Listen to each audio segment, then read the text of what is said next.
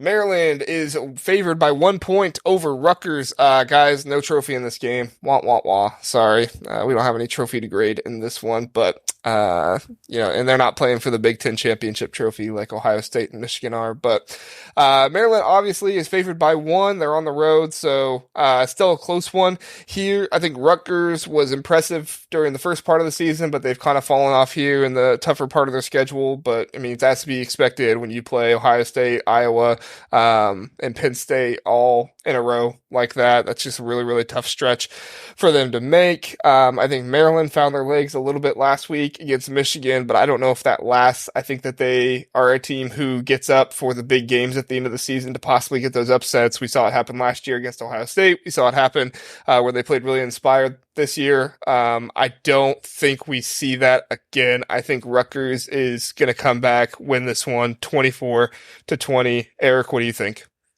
Sneaky good game here, guys.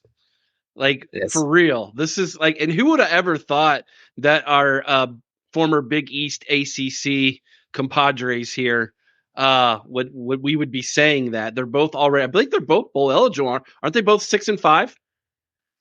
Yeah. I think they're both 6-5. Just in case the Turtleheads are watching this, I'm going to go Rutgers 27, Maryland 24 in a good game. Shiano with a little trickeroony at the end of the game. Pull something out of the hat there to get the win.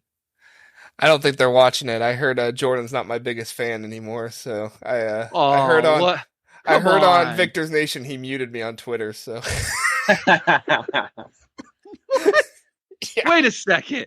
The guy who talks about how no one can take a joke muted you? He muted me because I tweet so much about Michigan and all that stuff. Yeah. Jordan, if you're watching this, you're soft, man. That's soft.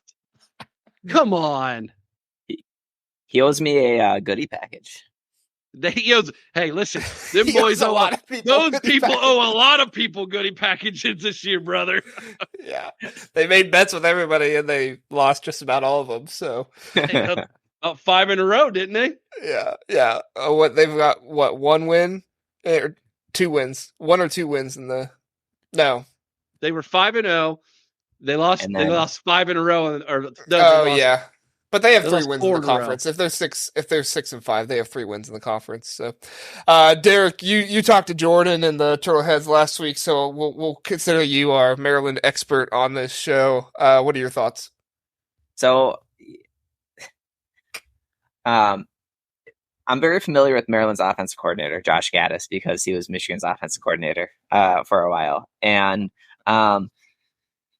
he probably looked like a better offensive coordinator last week against Michigan than he ever did when he was at Michigan, than he ever did when he was at Miami before he ended up at Maryland. And it's crazy because he won the Broyles Award at Michigan too.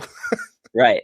And that was a very undeserved Assistant Coach of the Year award because that was very much Jim Harbaugh's football team winning, despite the fact that there was no consistency of anything taking place on offense at all.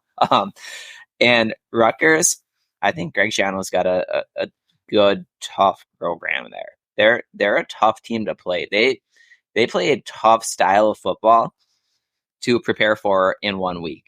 When you're a program like Michigan or Ohio State or Penn State, they gave Ohio State, they gave you guys a pretty good scare into the third quarter.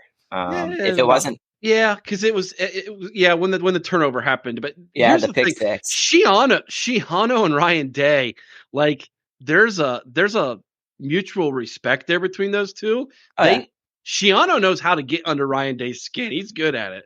From every Ohio State insider guy I listen to that knows them both, they say that there's a love-hate relationship there. Like they respect each other a lot and they really like each other, but at the same time it's like, dude, I hate facing you. But I think Rutgers is probably we talked about Northwestern being kind of the story of the year in the Big Ten, right? The unexpected story of the year. But I think where Rutgers is at right now, to me, that's probably the most impressive turnaround of any Big Ten program from where Rutgers was at think back to like 2018, 2019, what Rutgers was and what Greg Schiano has turned them around to. Right now, they're a tough program.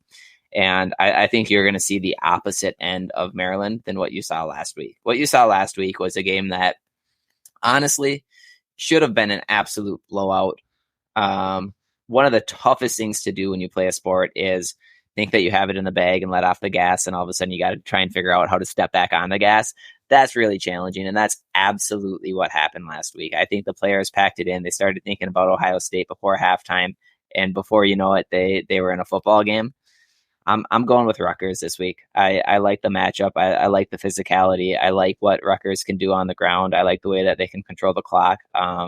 And I don't trust Maryland's coaching to be able to show up multiple weeks in the Big Ten. That's the inconsistency that we've seen over the years. So I'm going to go Rutgers. I'm going to go 31-20. Surprisingly, Rutgers gave Ohio State, Michigan, and Penn State all a pretty good game going into the fourth quarter. What was it? 14 to, or not the end of the fourth quarter, at halftime. I think it was 14-7 for Michigan, 7-9. Rutgers was up against Ohio State, and then 10-6 for Penn State. And Maryland gave a good game to Michigan and Ohio State both. And then Penn State spanked them after they fired their offensive coordinator. Penn State always spanks Maryland for some reason. Yeah. That's crazy. I think that was after they fired their offensive coordinator. Or was it before? No, it was before. Sorry. Before the game against Michigan. So yeah, it's definitely an interesting game. And I think